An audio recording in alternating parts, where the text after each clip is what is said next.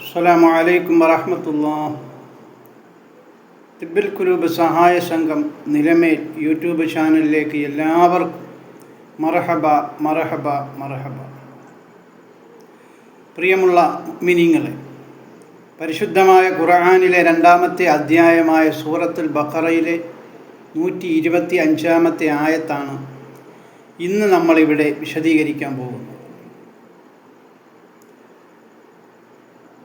അർഹമുറാഹിമായ രാജാതിരാജനായ മലിക്കുൽ ജബ്ബാറായ അല്ലാഹുവേ, ഞങ്ങൾ അറിഞ്ഞുകൊണ്ടും അറിയാതെയും രഹസ്യമായും പരസ്യമായും ഒരുപാട് തെറ്റുകൾ ചെയ്തു പോയ പാപികളാണ് റഹ്മാനേ. നീ ഞങ്ങൾക്കെല്ലാവർക്കും ഞങ്ങളുടെ പാപങ്ങളെ വിട്ടുപുറത്ത് മാപ്പാക്കി തരണേ അല്ലാഹുവേ, ഞങ്ങൾക്ക് ആഫിയത്തോടുകൂടിയുള്ള ദീർഘായുസ് നൽകണേ ഒരുപാട് കാലം ഇനിയും നന്മകൾ ചെയ്ത് മുന്നേറാൻ നീ ഞങ്ങൾക്ക് ഉദവി ചെയ്യണേ റഹ്മാനേ. അല്ലാഹുവേ, ഞങ്ങളെ സഹായിക്കുന്നവരെ നീ സഹായിക്കണേ ഞങ്ങളുടെ എല്ലാ അമലുകളെയും നോമ്പുകളെയും നീ സ്വീകരിക്കണേ അല്ലാഹുവേ, ഞങ്ങളുടെ അമലുകളിലുള്ള പാകപ്പിഴവുകൾ നീ പുറത്തു തരണേ നീ ഞങ്ങൾക്ക് മാപ്പ് നൽകണേ നീ ഞങ്ങളെ എല്ലാവർക്കും ഞങ്ങളെ എല്ലാവരെയും നീ അനുഗ്രഹിക്കണേ റഹ്മാനേ. ദുനിയാവിലും ആഖിറത്തിലും നീ ഞങ്ങളെ എല്ലാവരെയും രക്ഷപ്പെടുത്തണേ ദുആ കൊണ്ട് വസിയ്യത്ത് ചെയ്തവരുണ്ട് റബ്ബേ. അല്ലാഹുവേ, മക്കളെല്ലാം വെറുത്ത മാതാപിതാക്കളായി ദുആ ചെയ്യാൻ ഒരുപാട് പേര് ദുആ കൊണ്ട് വസിയ്യത്ത് ചെയ്തിട്ടുണ്ട് റബ്ബേ.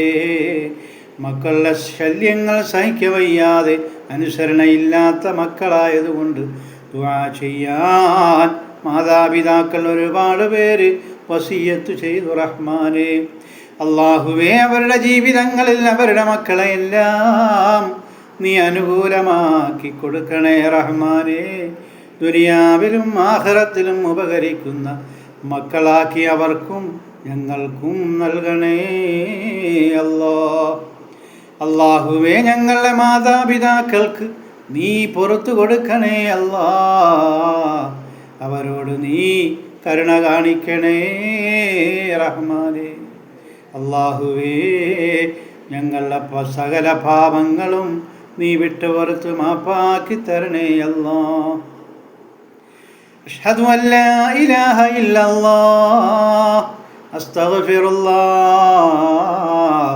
അസ്അലുകൽ ജന്നah വനഊദു ബിക മിനൻ നാർ. അല്ലാഹുമ്മഗ്ഫിർ ലീ ദുനൂബി യാ റബ്ബൽ ആലമീൻ. اللهم اغفر لي ذنوبي يا رب العالمين. اللهم اغفر لي ذنوبي يا رب العالمين.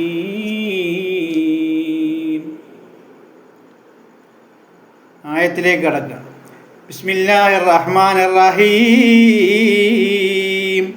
وَإِذْ جَعَلْنَا الْبَيْتَ مَثَابَةً لِلنَّاسِ وَأَمْنًا وَاتَّخِذُوا مِن مَّقَامِ إِبْرَاهِيمَ مُصَلًّى وَأَهْدِنَا إِلَى إِبْرَاهِيمَ وَإِسْمَاعِيلَ أَن طَهِّرَا بَيْتِيَ لِلطَّائِفِينَ وَالْعَاكِفِينَ وَالرُّكَعِ السُّجُودِ. സദഖല്ലാഹുൽ അലീം. ഈ ഒരായത്താണ് ഇന്ന് വിശദീകരിക്കുന്നത്. വഇദ് ജഅൽനൽ ബൈത മസാബതൻ ലിന്നാസി വഅംനാ. അല്ലാഹു പറയുകയാണ്, മക്കയിലുള്ള ആ മന്ദിരത്തെ അഥവാ ആ കഅബാലയത്തെ മനുഷ്യവംശത്തിനുള്ള ഒരു സമ്മേളന കേന്ദ്രവും സമാധാന സങ്കേതവുമായി ഞാൻ നിശ്ചയിച്ച സന്ദർഭവും സ്മരണീയം തന്നെ. അള്ളാഹുവാണ് പറയുന്നത്. എന്ത്? വഇദ് ജഅൽനൽ ബൈത മസാബത്തൻ ലിന്നാസി വഅംനാ. മക്കയിലുള്ള ആ മന്ദിരത്തെ, ഏത് മന്ദിരത്തെയാണ്? കഅബാലയത്തെ മനുഷ്യവംശത്തിനുള്ള ഒരു സമ്മേളന കേന്ദ്രമാക്കുകയും സമാധാന സങ്കേതവുമായി ഞാൻ നിശ്ചയിക്കുകയും ചെയ്ത സന്ദർഭം സ്മരണീയമത്രേ നബിയേ. അള്ളാഹു റസൂലിനോട് പറയുകയാണ്, വത്തഖിദൂ മിൻ മഖാമി ഇബ്രാഹീമ മുസല്ലാ. ഇബ്രാഹിം നബി അലൈഹിസ്സലാമിൻ്റെ നമസ്കാര സ്ഥലത്തെ നിങ്ങൾ നമസ്കാര സ്ഥലങ്ങൾ ആക്കുക എന്ന് അദ്ദേഹത്തിൻ്റെ അനുയായികളോട് ഞാൻ കൽപ്പിച്ചു നബിയേ. എങ്ങനെ? ഇബ്രാഹിം നബി അലൈഹിസ്സലാം നിസ്കരിച്ചതായ സ്ഥലമുണ്ടല്ലോ, ആ സ്ഥലത്തെ ആ ഇബ്രാഹിം നബിയുടെ അനുയായികളോട് അവിടെ നിങ്ങൾ നമസ്കരിക്കണേ എന്ന് ഞാൻ കൽപ്പിച്ചു നബിയേ. ഇന്ന് ഹജ്ജിന് പോണവരൊക്കെ നിസ്കരിക്കുന്നുണ്ടല്ലോ, ഉംറയ്ക്ക് പോണവരും. വാഹിദിന ഇലാ ഇബ്രാഹീമ വഇസ്മാഈല അൻ ത്വഹിറ ബൈതിയ. എങ്ങനെ?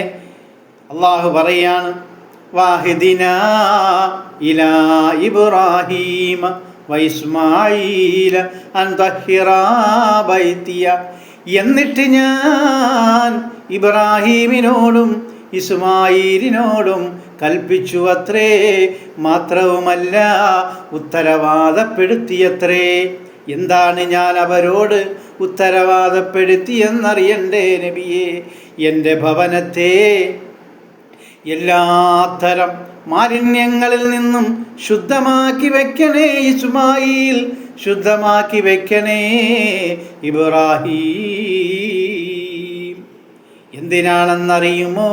ലിത്തായിഫീന, കഅബ തവാഫ് ചെയ്യുന്നവർക്കും അഥവാ പ്രദക്ഷിണം ചെയ്യുന്നവർക്കും, വലാകിഫീന ഇഅ്തികാഫ് ചെയ്യുന്നവർക്കും, ഇഅ്തികാഫ് ചെയ്യുന്നവർക്കും അഥവാ ഭജനം ഇരിക്കുന്നവർക്കും, വറുകഇ സുജൂദ് തല കുനിച്ചും സാഷ്ടാംഗം ചെയ്തും നമസ്കരിക്കുന്ന, പ്രാർത്ഥിക്കുന്ന, പ്രണമിക്കുന്നവർക്കുമായി അവർക്ക് വേണ്ടി ശുദ്ധമാക്കി വയ്ക്കണേ ഇബ്രാഹീം ഇസ്മായിൽ എന്ന് ഞാൻ അവരോട് കൽപ്പിക്കുകയും അവരെ ആ ഉത്തരവാദിത്തം ഏൽപ്പിക്കുകയും ചെയ്തു നബിയേ.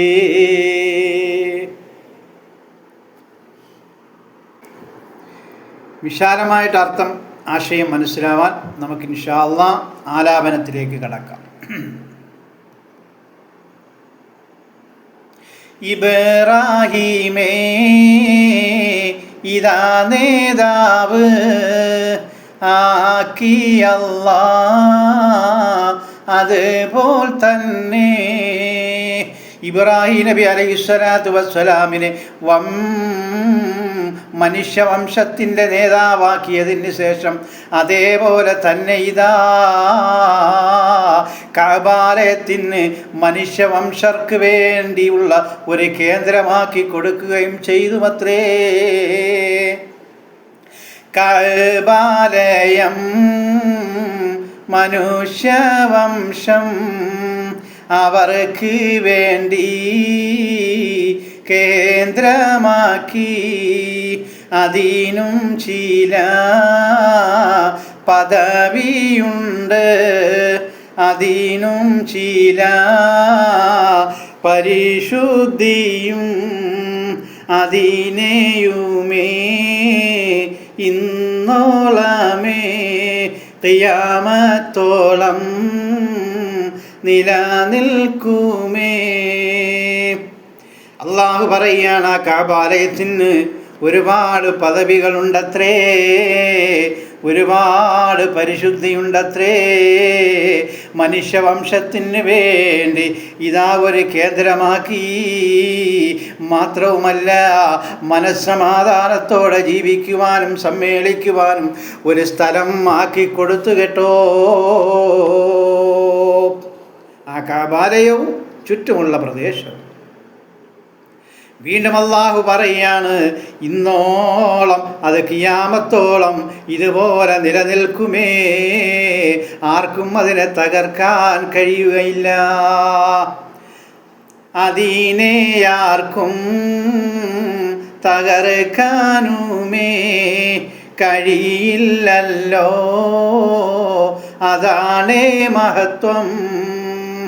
ആ കഅബാലയത്തെ എത്രയെല്ലാം ശത്രുക്കൾ വളഞ്ഞെന്നറിയുമോ? ഏതെല്ലാം സ്ഥലങ്ങളിൽ നിന്ന് ആ കഅബാലയത്തെ പൊളിക്കാനുള്ള കുതന്ത്രങ്ങൾ മെനഞ്ഞെന്നറിയുമോ? എൻ്റെ പ്രിയമുള്ള മുസ്ലിമീങ്ങളെ, എല്ലാ ലോകത്ത് നിന്നും എല്ലാ രാജ്യത്ത് നിന്നും ഇതാ കുതന്ത്രന്മാർ കഅബാലയത്തെ എങ്ങനെ പൊളിക്കാം എന്നുള്ള ഗവേഷണത്തിലായിരുന്നു. പക്ഷേ ആ ഗവേഷണമെല്ലാം പൊളിഞ്ഞു പോയി. കാരണമെന്തേ? അല്ലാഹു പറയുകയാണ്, ആ സുരക്ഷാ കേന്ദ്രം അത് അല്ലാഹുവിൻ്റെതാണ്. അതിൻ്റെ നേതാവ് ഇബ്രാഹിം നബിയാണ്.